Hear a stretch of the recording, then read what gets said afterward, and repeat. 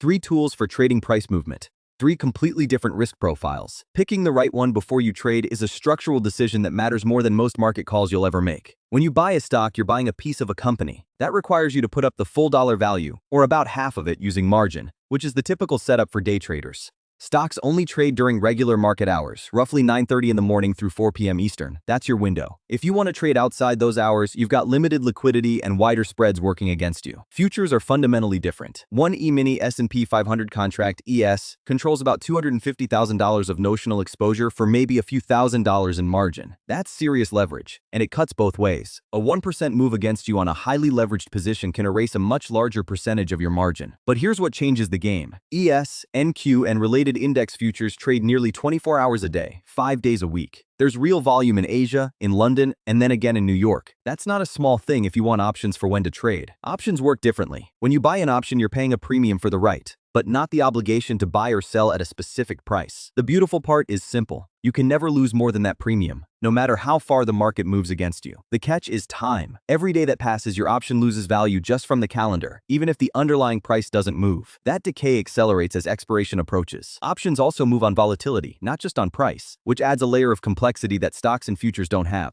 This course centers on futures, specifically the E-mini and micro E-mini NASDAQ and S&P contracts, because they let you isolate pure price action and risk sizing skills without time decay and volatility complicating the picture. Once you understand how price actually moves and how to size a position against that movement, everything else builds cleanly on top of it. One more thing that's easy to miss but matters when your year-end comes. Tax treatment varies significantly. Options and futures contracts often fall under IRS Section 1256. Which blends 60% long-term and 40% short-term tax rates, regardless of how long you held the position, even if it was 10 minutes. That can be more favorable than stock gains. But the rules are specific and personal. Talk to a tax professional about your own situation before you launch. Understanding which tool fits which scenario is foundational to building a sustainable edge. Educational only, not financial advice.